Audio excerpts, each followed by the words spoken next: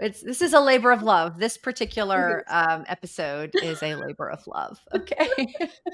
As every good loaf of bread is, every loaf of Yes. bread is a labor of love. Well, welcome to the show, Mary. I am so excited to have you here. We are talking about making messes in life and having them turn out beautiful in the end. I think that's the theme. So we've recorded, we've not recorded, we don't know. This is the episode that for some reason doesn't want to happen, but it's going to happen. And I'm so glad that you're here. So thank you for being on the show. Thank you so much for having me. All right. Well, I want everyone to know who you are and to see what you're doing on your channel. You're just such an inspiration to me, and so I think it's an inspiration for people to be able to see that you can do so many different things in life, and where your path starts out, that road can lead you to all kinds of different places. So Mhm. you have a PhD in linguistics. You teach English as a second language. You also teach German, which I think is amazing. You have a hugely popular YouTube channel. So you're up to millions of views already. So I mean, you went viral. Your bread went viral. You started baking in the pandemic, these beautiful loaves of sourdough bread. And I love that you gift your sourdough bread. Like you give it to people, and you find like the personality. You take the loaf of bread that you think that will be good for this person and that Yeah. person, and you put the special touch in there. And you have two cookbooks, so you're doing all of these things, and you've just sort of taken the world by storm, and bread has kind of just been this thing that came in and I feel like changed your life and showed you all kinds of beautiful things. It definitely did. I love that you talk about your process being messy, and that you don't always follow the recipe, and you encourage people to break the rules, and don't just kind of do your thing. And so tell me a little bit about why you encourage people to break the rules. Well, I think sourdough is this really kind of individual, different type of cooking versus, like, I don't know, making dinner with a recipe or even baking a cake, because you can't the recipe can't tell you exactly what you have to do, because it's so dependent on the environment, the temperature, the day. Like, you can't do the same thing every single time, and the recipes tend to give you these really, really vague instructions. Like, it'll be like between 4 and 12 hours until the next step. And Yeah. you have to decide. And that's something very special, I think, to making sourdough, is that a lot of the decision making is left with you. And I think people don't expect that, or it takes them a long time to work out that they have to actually make all of these decisions. And when you first start out, you don't know how. Like, you're like, well, how do I know whether it should be 4 or 12 hours? Like, that's that's a huge variance. Like, what do I choose? Help. Just tell me what to Yeah. do. But with sourdough, you can't really be told what to do. And I think if you get a recipe that tells you what to do, like, it's not a very good recipe.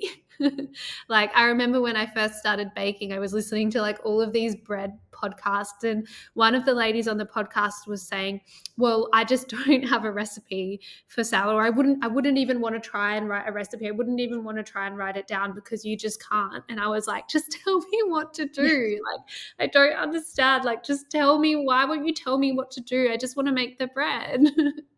But Yeah. you really have to learn the process and be open to some ambiguity and some things not being like set in stone and clear. And what I Yeah. found, like, I found that very scary at first. Yeah.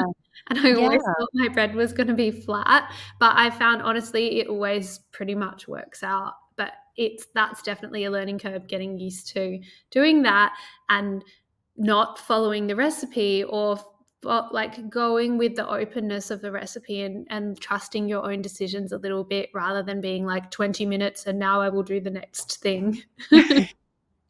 Right, and I love how you talked about, trusting yourself. Being willing and open to trust ourselves, and then just to kinda get in there and get our hands dirty and, like, take a chance on something, get in there and mess with something. I think it can become so rigid, sometimes when we're trying to follow a formula or a recipe or, follow all of these rules, and then it kinda stifles our creativity, and, it really, it leaves less room for the kind of the magic, those magical moments Mhm. that can just kind of come in. And even the learning process. Cause like I know, unless I really mess something up or what I feel is messing something up, if unless I, have something go completely sideways, I don't learn all of the little thing, all the ways, what happened to get me there, and so it's such a learning thing. I saw a quote recently from Mariah Carey, and she was talking about like some of her songs that she's done. And one of my favorite songs from her is the Christmas song that some people like love or hate. But her song, All I Want for Christmas, she said that never would have existed if she'd known the rules because, she was just doing her own thing. And I love that it's just kind of like take the pressure off and, Mhm. whatever projects, you're trying to accomplish, whether it's baking bread, with whatever kind of artistic creative space that someone is in, to just take the pressure off and get in there. And especially if you're learning a craft for the first time, if you're learning something, get in there and just feel free to learn it without all these constraints. Like, well, if I don't do it right, it's who cares?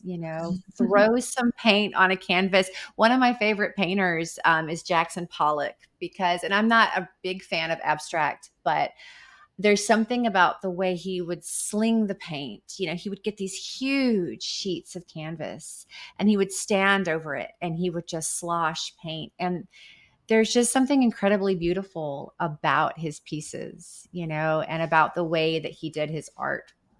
And it's just, yeah, sometimes you just have to get in there and let the art, let the bread kind of shape itself and do Yeah. its thing. Totally. I think that with bread, it's all what I kind of like about it is that there's certain like parameters of control that you have. Like with me, I always measure my ingredients, and actually, you don't have to. I've learned from my German friends who bake, like they never Mhm. measure anything, and they just Okay, that scares me. yeah, me too. That's the I scariest thing ever. but I kind of like like this combination in bread that you have one thing that you really control. So you have like I'll measure with like properly measure everything with kitchen scale, so you know exactly how much of each thing is in there, so that then you've got the rest of the things which you can't control, like that kind of works together, like you have one consistent element throughout, but then you have to still make these adaptations according to the environment and what the weather's like on that day, and also your schedule on that day. Like sometimes you don't have time to be home at a certain time, or you're running late and then the bread's on the counter and you're like, oh my gosh, is it going to be okay? Right. And it's always fine. It's always totally fine. And like honestly, the difference between leaving bread even in summer, I've found, for like 4 hours versus 8 hours. I like so many times I'm like, it's going to be a pancake. It's going to be a pancake. Still, 4 years later, I still think that, and it never is. It never is. It's always fine. It's always good. Like, it Mhm. just amazes me how much variability there is in what you can actually do in the process. And I think the rules that exist are like things that people did once that worked. And so they were like, I'm going to write this down and tell people to do things this way because it worked. But Right. the assumption from me was always, if I don't do that exact thing, then my bread's going to be a pancake and it's going to be inedible. Right.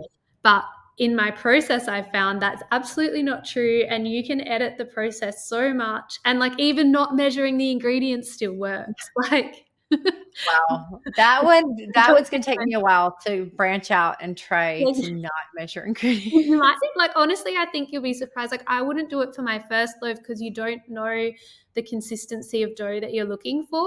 But once you've made bread enough times, like, I never Yeah. measure how much starter is in my jar, for example, when I feed the starter. Like people are always like, "What ratio do you use? Tell me exactly what you do." And I'm like, I don't know. Like whatever's left in my jar, I just put more flour and water with. And I do measure the flour and water, but you don't have to. Like when I was in Germany recently, I Yeah. didn't have any scales, and I wanted to feed my starter because I wanted to give it away to people. And it was fine. Like I just put random amounts in, and the starter was so bubbly and happy and totally fine. Like I Yeah. think the parameters are more for like our comfort in a way of feeling like we have some control than actually being like Yeah. 100% necessary to be able to make the thing we want to make. It's kinda like in Pirates of the Caribbean, was it the rules or whatever? Was they're more like guidelines. That's Yes, one of my favorite exactly. quotes. Yeah. Exactly. But people, in a way, it's harder to follow guidelines than it is to follow rules because rules are black and white and guidelines are grey. And if something's grey, you have to choose. And if something's black and white, the choice is taken away and you just do exactly what you're told. And I think that's what holds a lot of people back from making bread is that like there's a lot that's grey and they have to choose and they're like, ah, this is too hard. Yeah. Well, and I'm a writer, so in writing and working in like in books and things, it's there are guidelines and rules and there's certain things that you need to know to follow, but when you feel comfortable to kind of take chances and branch out and things, the way that a story can come together, the way that an author can find their voice. Because if you're too careful and you're too cautious and if you're trying to mimic what somebody else has done, you're not going to find your unique voice. And I think that's true in all art, to let your voice come through, to find your style and your approach. You've got to be willing to just kind of just step back and like let Mhm. yourself And break the go. And rules. yeah, and even if you feel all over the place, you'll find a center. But sometimes you need to go a little wild, a little crazy, be a little all over the place, get really messy. It's kind of think about like when what we're in kindergarten and we're finger painting and we're getting messy and it's all over the place. And it's sometimes you need to do that to kind of find what your parameters are and what colors you like and what you want your finished product to look like. And if we forget, I think we do forget that sometimes, especially as we get older. I think when I was a kid I was a lot more just carefree, like, oh, this will be fun and let's do it this way. And then you just kind of you don't put that pressure as much as we do, I think, as we get older.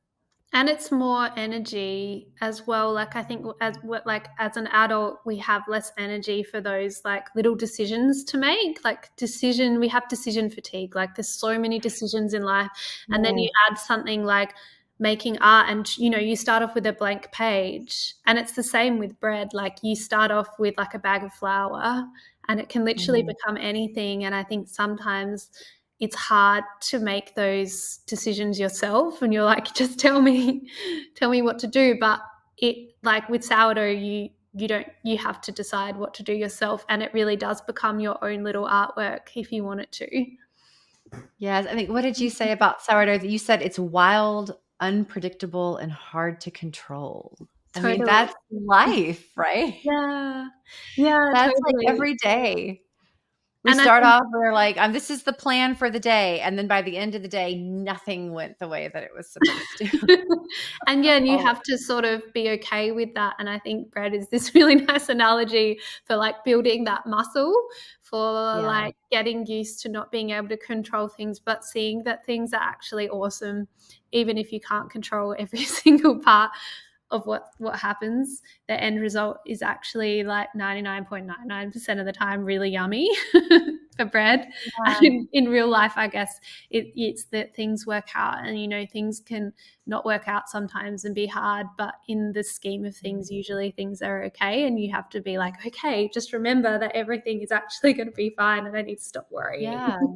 Yeah, you said let every good loaf remind you that eventually things will be okay. And that struck me because I'm someone that needs that daily reminder because it is so easy to get caught up in the discouragement of the moment, Mhm. whatever it is that we're going through, whatever we're working on, whatever is not going according to plan. And, as humans, we plan things. And I don't know why we haven't learned in thousands of years of history that, plans are okay, they're good, but plans are going to go out the window. And Mhm. it's so easy to dwell on those little discouragements in the moment instead of seeing that bigger picture, that it's going to be okay. We have the ebbs and flows, and the peaks and the valleys, and we get through it together.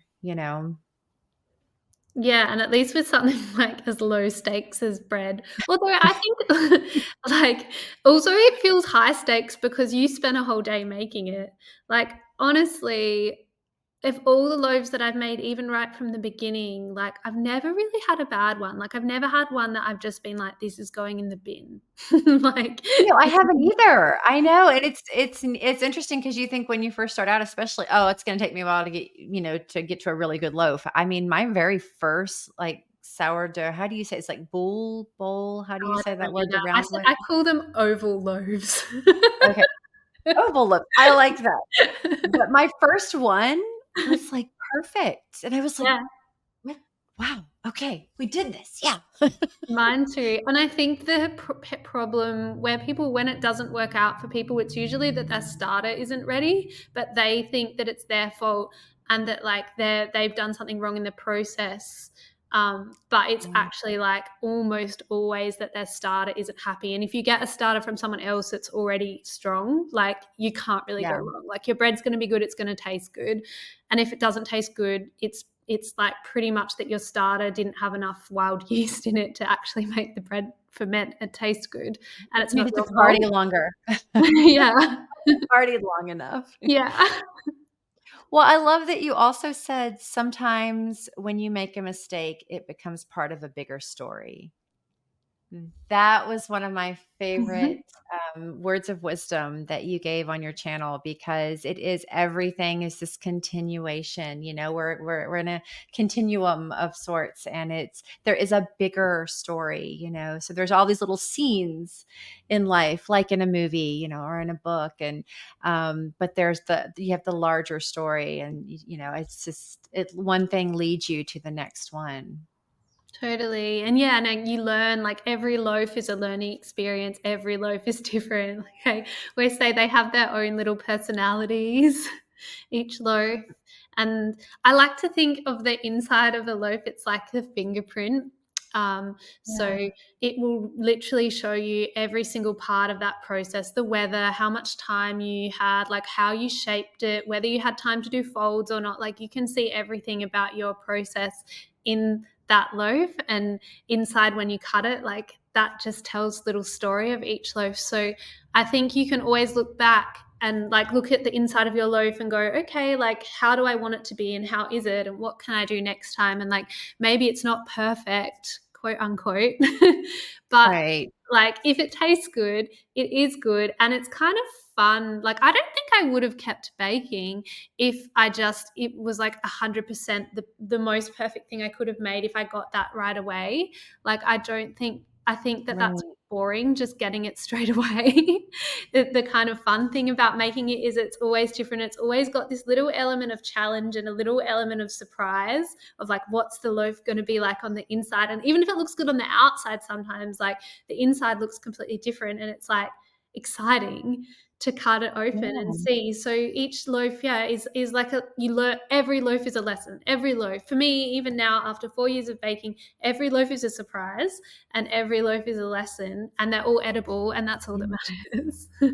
Yes, and I love that you're taking all of those lessons that you're learning with your bread and you're sharing them with all of us. I think that's so important. And um, you know, each each loaf of bread is like a person, like we're all Literally. these unique people, and like we all have all of our little what we call imperfections or whatever, but they're just those little things that make us us, Mhm. because we're not all supposed to be the same. And so why do we expect everything in life to kind of be uniform and the same? Or we want I love that it's like when you get to know someone, And you find out all of their little quirks and all of the things that, make up their personality and make them, their unique selves. And that's what we admire about people, and who we connect with, and our closest friends, or people that, they have all these little things that make them endearing to us.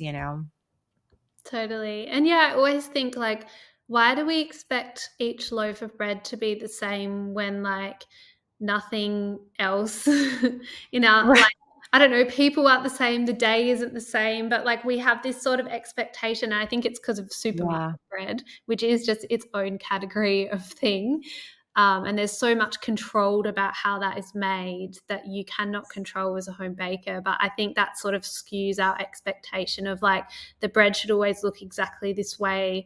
And if it doesn't look exactly like a supermarket loaf of bread, then it's bad, where it's just not. And like that's just real life baking. Like that's what bread looks like in natural environment, where you're not Yeah. controlling all of the temperature and all of the humidity, and I don't know, where you're not a professional baker who's baking hundreds of loaves with commercial yeast, where commercial yeast you can control everything about it and it's so much quicker and easier, and it's literally the same yeast every single time, whereas with sourdough it's the wild Yeah. yeast. So Yeah. each person's sourdough that they have is different and will behave slightly differently, and it will react to the day like it's live.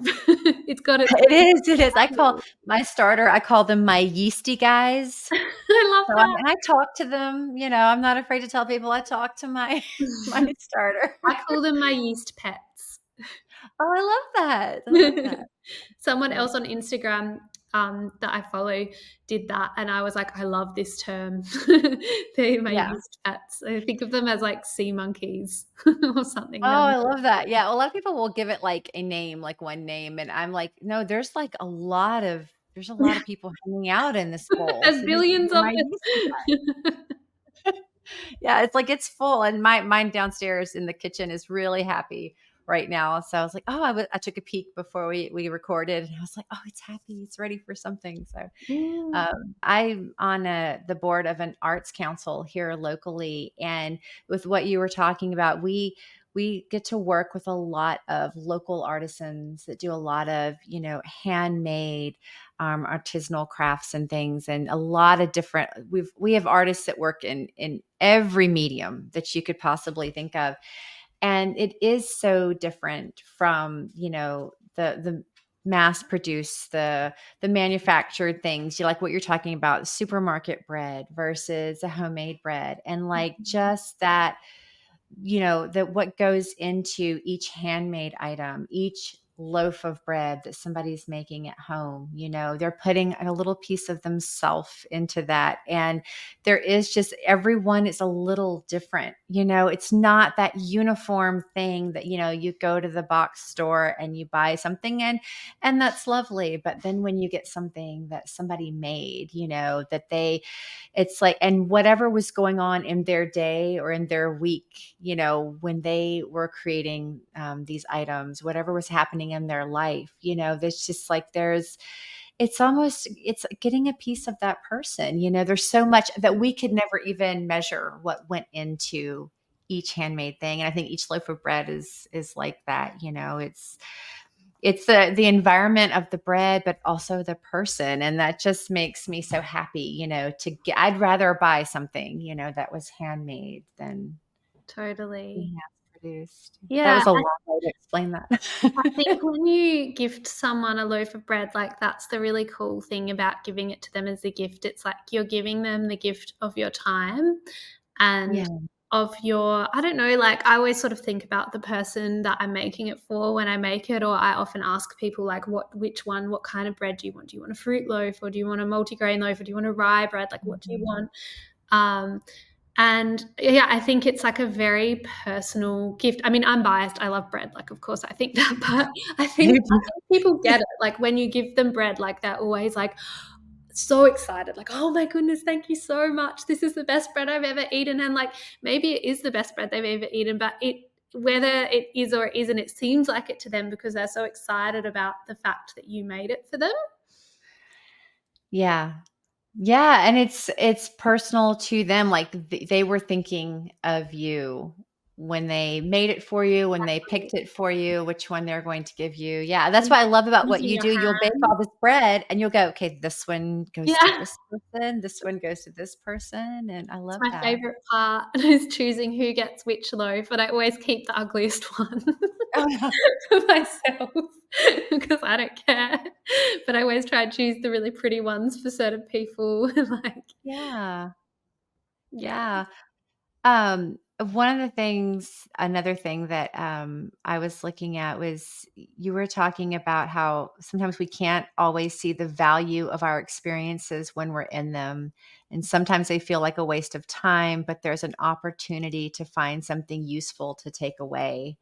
And I feel like I'm very guilty of this, of saying things like, "Well, that was a waste of time," or, "Well, Mm. why did I do that?" Or, "I spent all this time on," you know, fill in the blank, and feeling like it was something that, well, I could have been doing this, or, well, that instead of seeing it for the beauty and the experience and the opportunity that it was in the moment, and then where it's going to lead me. Cause, we never know You that. never And I know. was like, when you said that, it made me stop and go, that is so, so true. And something I really need to apply, in my own life. Yeah, just being having an openness to experiences that maybe don't go the way you want them to go. Like, I think bread has gives you a lot of little life lessons like that, where you can apply those things to sort of everything in your everyday life where it's a bit harder to do. You can start with like that small step of doing it with the bread. Yeah, and I think if we're living our life and we're reaching out to others and we're building community and we're seeking opportunities and we're trying to put good in the world, then it's not a waste of time, and it's going to where it leads us, where it takes us. I think that goes back to the whole trusting ourselves and sort of not living in that kind of box, like you said, being able to step out and just see where that path goes, because Mhm. it may lead you somewhere really, really beautiful, really magical. And it's sometimes it's hard in the moment to to train our brains to go, hey, this is going to be good for me. So Totally. yeah. Well, thank you so much for chatting with me today.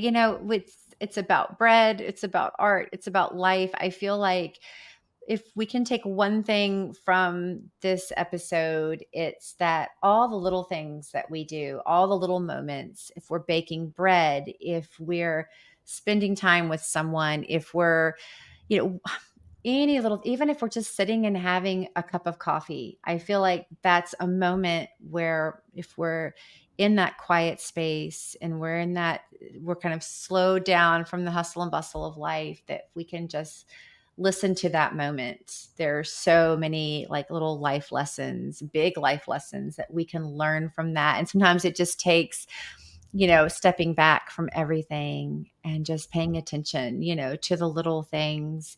And I'm hoping that everybody goes through 2024, not being discouraged when things don't go the way they want them to, but then in those moments, taking the good and then learning from those experiences. Totally. I hope so too. I hope they bake a loaf of bread. Yes, absolutely. I have a loaf proofing downstairs, and then I think I'm gonna start some sourdough biscuits for tomorrow. Yum, so good. So good.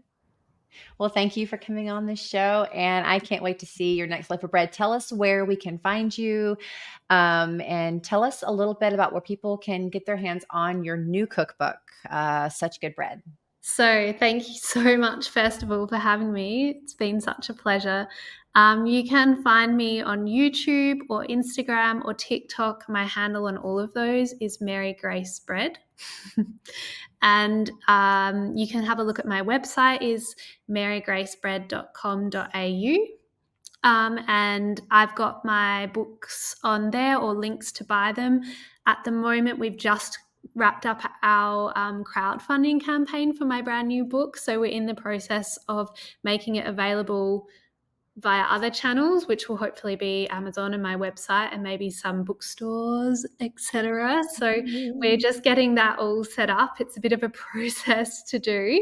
But if you go onto my website, or also if you send me a DM on Instagram with your email address, I can add you onto. I've got a little like book email list that Oh, awesome. I'm just going to let people know. A special email list. I also have a normal list, and I have a Substack newsletter. So I'll send out some information about where you can get the book on there soon as well, as soon as it becomes available. My first book is still available at the moment as an ebook. But the new book, we're just setting it up. And yeah, it's very exciting because it's like a proper full cookbook. Oh, Um, that's the awesome. first book I made when I was doing my PhD, and it's like a Word document that I drew, like hand drew a bunch of pictures, and it's literally the same format as my PhD thesis. So it's not a traditional cookbook at all, but I love it. I love it for what it That's is. great though. No, I love that. And see, and that's like a moment, like we can have a piece of that part of your life. We Yes, can see what was Mary doing then? And here's where, here's her bread bread then, thesis. here's her bread now. I love it. I love But the new one is like a very much a traditional cookbook with like lots and lots of photos. And it's been a huge process. I've been taking photos for it for like 2.5 years, and moved house. And like there's all the photos from my different houses that I've lived in and all the different loaves that I've baked over the time. It's basically like my YouTube channel printed in a book. Oh, that's You'll great. I love recognize a it. lot of the loaves from different videos and things that I've posted, and they're in the book. So it's kind of fun. And it makes a great gift. So, I mean, we're there we should be gift giving all year long. So everyone needs a bread cookbook. Yes, the gift of bread is the best. I mean, I think that like people always say like, why don't you open a bakery? And I'm like, I love teaching people to be able to make their own bread, like rather than making the bread for them. And I love giving bread away as well.